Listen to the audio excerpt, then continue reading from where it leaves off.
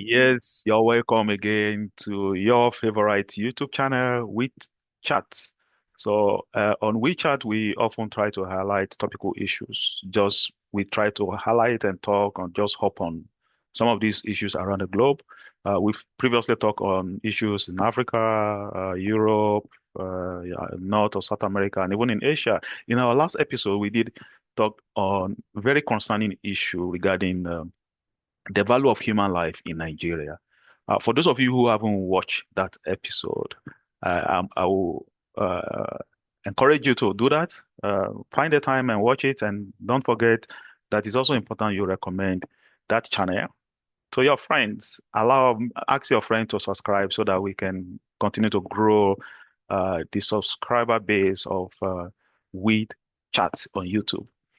This is just an episode where I just want to hop on the relationship between Donald Trump, the United States president, and his one, uh, once upon a time friend, Elon Musk.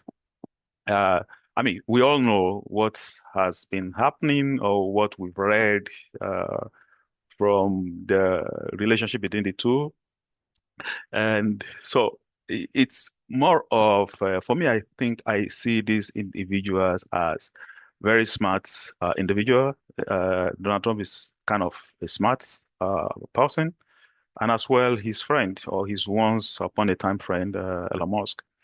And indeed, for me particularly, I really think that the smartness of someone like Donald Trump, you could see that he has been he has been someone who seems to be very careful about the relationship between or building a very strong relationship between himself and Elon Musk, because I could see that even after the his election victory.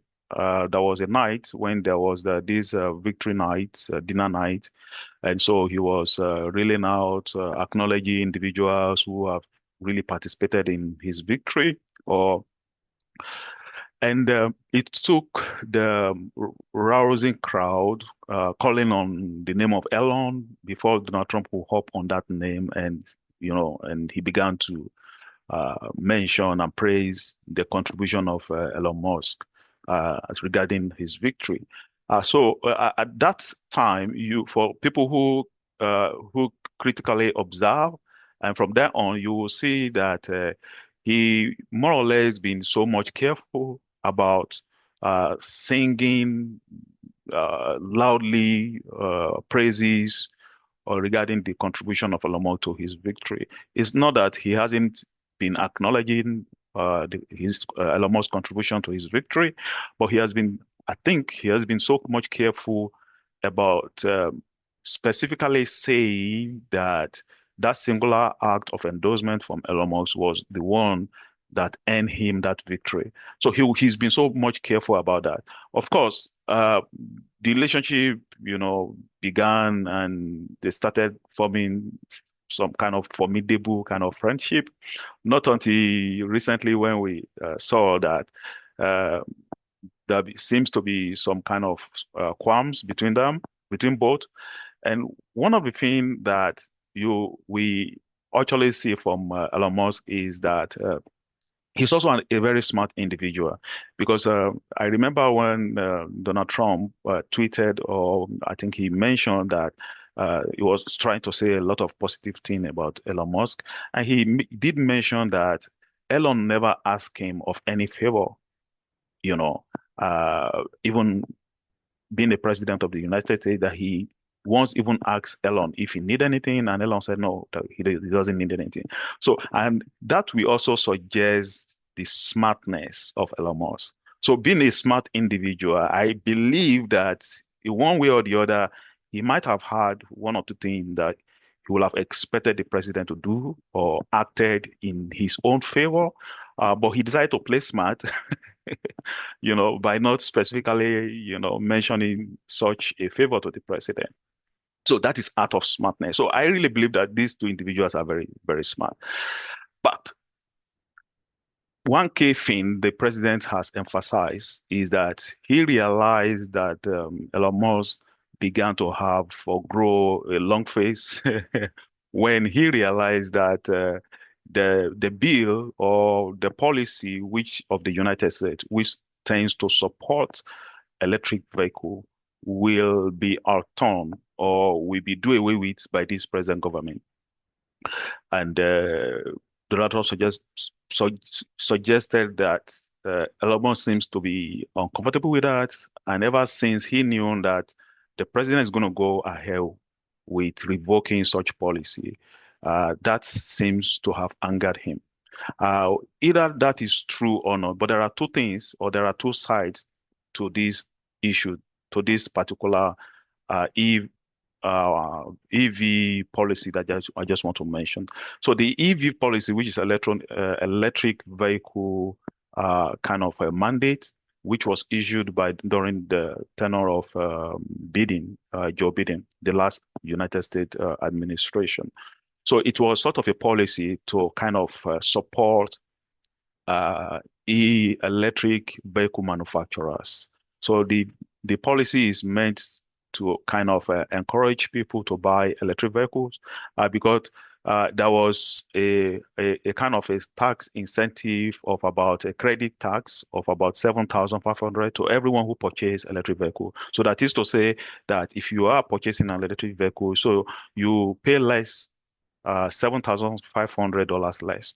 So, and that arguably could be one of the reasons why the number of electric vehicle users in the world happens to be in the United States. The United States has the largest number of Tesla, to be specific, Tesla users in the world, followed by China. But in terms of electric vehicle generally, China has since taken the lead, followed by the United States. So that policy seems to have encouraged a lot of Americans to uh, purchase electric vehicle, and especially Tesla being American product. So, but best from my own personal perspective, if I would say, is that kind of bill not is it isn't that kind of bill good for the United States? And I think it is, because when you look at it from the perspective of climate change and environmental issues, it is sort of a way to kind of reduce greenhouse gas emission in the United States, because the United States has the highest emitter of greenhouse gases. And in the United States, the most of the sectors of the economy, for instance, industry, agriculture, all some of these sectors have significantly experienced decline in greenhouse gases since 2000, since 1990 or thereabout. But the transport sector seems to be a very stubborn sector. So in United States specifically, the transport sector greenhouse gas emission, rather than declining, has consistently have some kind of marginal increase. I guess this is one of the reasons why the previous government encouraged that EV mandate policy, just to kind of push people towards buying more of electric vehicle. And that policy or that mandate is expected to kind of make increase the number of electric vehicle purchase buyers to increase by about 50%, sort of making new vehicles to be electric. About half, let's say 50% of new vehicles in the United States by the year 2030 will now be electric. But the current government has really shown its disapproval of such, because this present government, it costs so much. Imagine giving tax credit of about $7,500 dollars to each buyers of electric vehicles, where you have about I think 600,000 buyers of electric vehicles in 2023 in the United States. So that cost the states so much. So that is one side about it. Okay. And so the other side is the the position of the current government, which is to suggest that such tax credit could have been used for something else. And I guess if you watch from the comments of the United States President Donald Trump consistently has said that that is huge enough, and he believed that such move by the current government to end the EV mandate is one reason that have angered Elon Musk. So either that is true or not.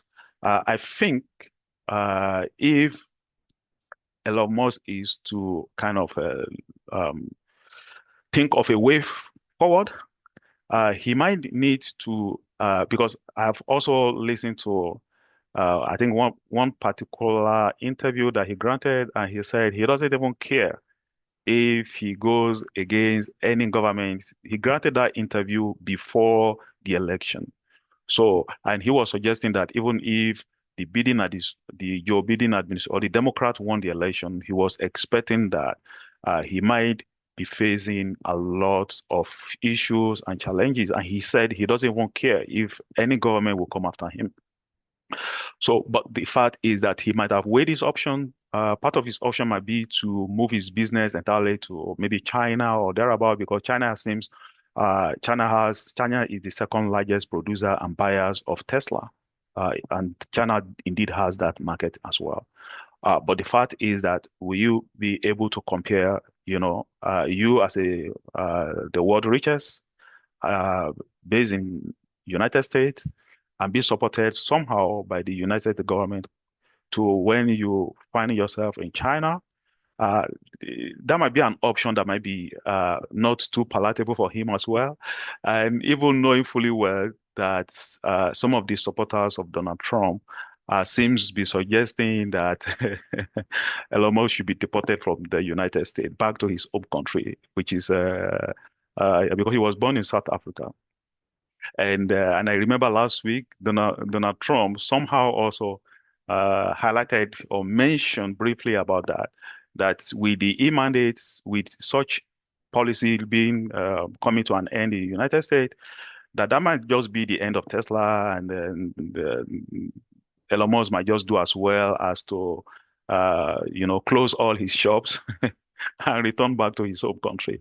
So when such statements are being, be thrown here and there, for me, I think is more of not just a warning, but it suggests to Elon Musk that he might just kind of rethink his step. Rethinking his step simply means that he might just need to uh, sit back and maybe possibly retract his activism or his joining in politics, and concentrate more on his business and his Teslas and some of the things that he has been spectacular about. So I think that might be one of the things that he might need to really think about. Because when you look at these two individuals, like I said, they are two smart individuals. Donald Trump is smart in his own way. Elon Musk is also smart in his own way. But as much as you have Donald Trump as a president, it's likely to be impossible for Elon Musk to be able to win sort of a battle between these two. So it's a war that he cannot win. Of course, he's an American, but he is just a naturalized American. I will often imagine, or I will often remind myself, if I find myself to be a passport holder of any country, I think I will always remind myself that I belong to somewhere.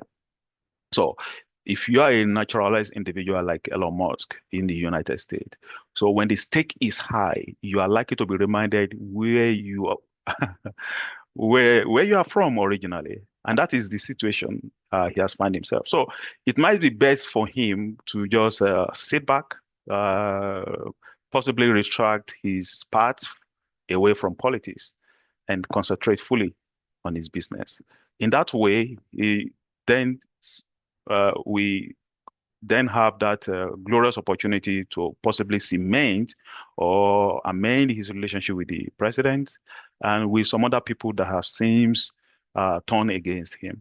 So that is just a short hopping on the rift between Donald Trump and Elon Musk, which I think it has been an interesting one for both, and I think both have a reason to amend their relationship. I don't know. You might have a very different opinion from this opinion of mine. Um, don't be